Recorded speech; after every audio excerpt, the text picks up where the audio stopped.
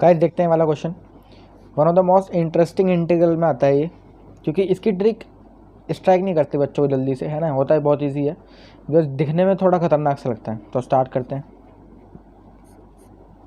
आप लोगों ने ट्रिग्नोमेट्री में एक रेशो वो आइडेंटिटी पढ़ी होगी, sine inverse x plus cos inverse x equals to pi by 2। बस इसी का इस्तेमाल होता है यहाँ पर। यहाँ पर एंगल सेम होना चाहिए, तो एक्स के यहाँ पर क्या है, रूट एक्स। तो साइन इनवर्स रूट एक्स के लिए भी वही आइडेंटिटी बनेगी।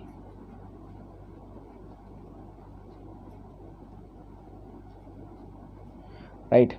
अब देखो यहाँ पर रख लेते हैं इसकी वैल्यूज़ को।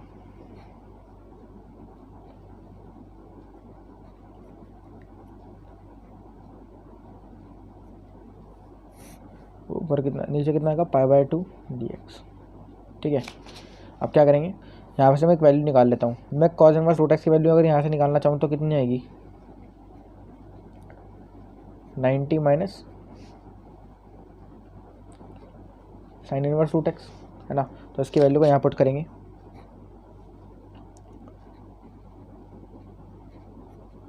अगर मैं पाई बाय 2 को बाहर ले जाऊँगा तो 1/पाई/2 आएगा। तो उसमें लिख सकता हूँ 2/पाई, है ना, क्योंकि 1/पाई/2 आएगा ना बाहर, तो सिर्फ पाई/2 थोड़ी जाएगा, 1/पाई/2 आएगा। तो उसको कहने का 2/पाई minus cos inverse root x की वैल्यू क्या है, 90 minus sine inverse root x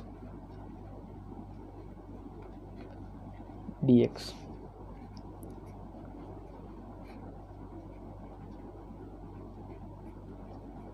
minus 90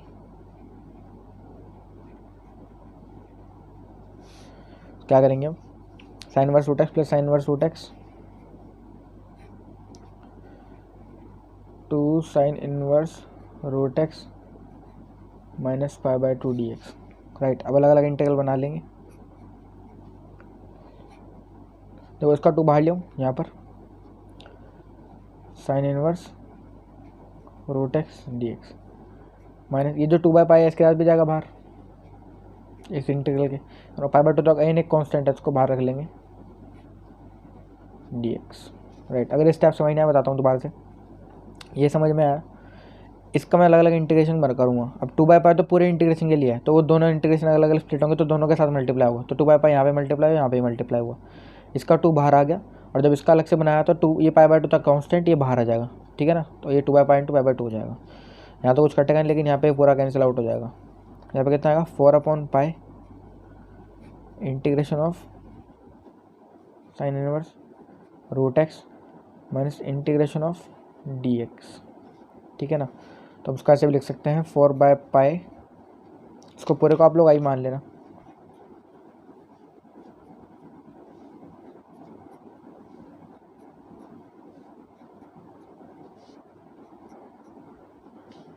आई कितना आ गया, 4/पाई साइन इनवर्स रूट एक्स को मैं I1 कंसिडर कर रहा हूँ इंटीग्रेशन को, माइनस dx का इंटीग्रेशन x प्लस c। ठीक है। अब सिर्फ इंटीग्रेशन करने के लिए किसका है, साइन इनवर्स रूट एक्स का। सिर्फ साइन इनवर्स रूट एक्स का इंटीग्रेशन करना है हमको, वो इजी है, I1 मान के ही करेंगे।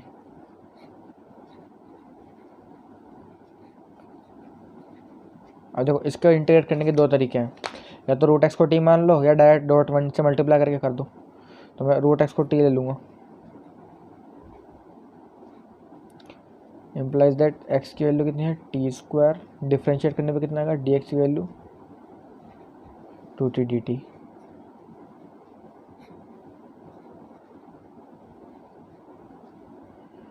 x की वैल्यू कितनी है, रूट एक्स तो कितना था t, तो x की वैल्यू कितनी आ जाएगी। अब देखो यहाँ पर dx की, हमें x की वैल्यू नहीं चाहिए, हमें रूट एक्स की वैल्यू चाहिए थी t, लेकिन dx की तो वैल्यू निकालनी पड़ेगी ना। तो कितना है 2t dt, 2 बाहर t dt। आप लोग ये t इंटू t² मत कर देना, है ना। साइन इनवर्स t अलग फंक्शन है, t अलग फंक्शन है। साइन इनवर्स t कैसा, इनवर्स, ये कैसा है, एल्जेब्रिक है। तो आइलेट के हिसाब से ये सेकंड फंक्शन हो जाएगा, ठीक है ना। अब बाय पार्ट लगा रहा हूँ, तो बाय पार्ट क्या हो जाएगा, फर्स्ट टर्म सेम, यानी sine inverse t same, sine first term same into integration of second, ठीक है। इंटीग्रेशन कितना आएगा, t²/2, है ना, डायरेक्ट कर रहा हूँ, minus integration of differentiation of first, तो साइन इनवर्स t का differentiation 1/√1 minus t² into integration of differentiation of first into integration of second. तो इसका इंटीग्रेशन करेंगे t²/2 आ जाएगा, डी टी प्लस C1, क्योंकि ये इंटीग्रेट हो चुका है ना, बाय पार्ट से, तो इसलिए C1 यहाँ पर लगा देंगे। अब तो हमें सिर्फ अंदर वाले इंटीग्रेशन करने हैं ना। तो देखो ये 2 तो मैं क्या कर रहा हूँ, I1 है ये, है ना, I1 है, तो क्या कर रहा हूँ, 2 देखो यहाँ पर आ जाएगा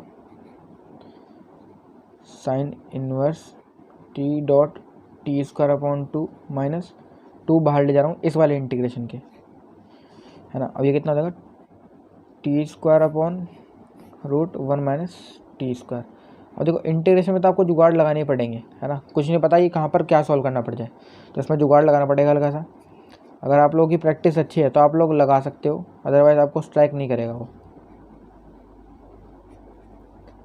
मैं आपको डायरेक्ट बता रहा हूँ, यहाँ पर आप क्या करो, ये जो नीचे वाले टर्म है इसको एग्जैक्ट ऊपर बना लो।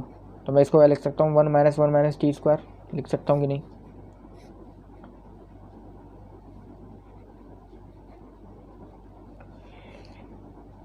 लिख सकता हूँ ना।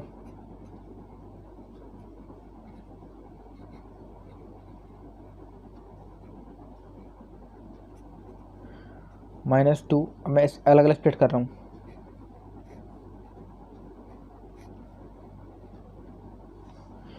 राइट। और यहाँ पर माइनस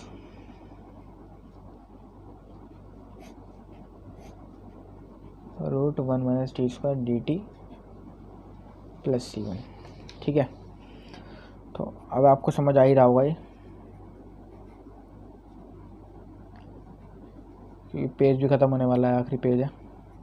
इसका इंटीग्रेशन कितना हो जाएगा direct, root under root a square minus x square, ये कितना 2 साइन इनवर्स टी आ जाएगा इसका तो डायरेक्ट। और इसमें आप लोग क्या करोगे, जब देखो इसको काटेंगे ना, इससे ये कटेगा, सेम टर्म्स हैं, तो ऊपर अंडर रूट वाला बचेगा खाली, यानी सिर्फ ये, उसका इंटीग्रेशन होगा, क्योंकि इंटीग्रेशन दोनों का होना था, इसका तो कर दिया तो अलग से इंटीग्रेशन होगा इसका डी टी प्लस C1। तो अब सिर्फ इसका इंटीग्रेशन आपको मैं करके दिखा देता हूँ, है ना, बल्कि इसमें कुछ नहीं करना, फॉर्मूला लगाना है direct under root 1 minus t square का। तो उसका डायरेक्ट फॉर्मूला कितना होता है, under root a square minus x square, यानी एक्स अपॉन 2, एक्स कितना है t upon 2 root 1 minus t square plus a square upon 2, a कितना है 1 upon 2 sine inverse t plus C2 आ जाएगा, है ना, क्योंकि एक कांस्टेंट इंटीग्रेशन यहाँ पर एडेड है ऑलरेडी। तो उसको यहाँ पर फाइनली पुट कर लेंगे अब बस।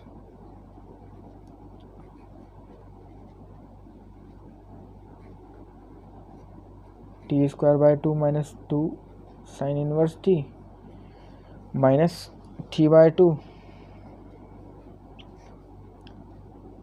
Root 1 minus t square minus sine inverse minus 1/2 sine inverse T,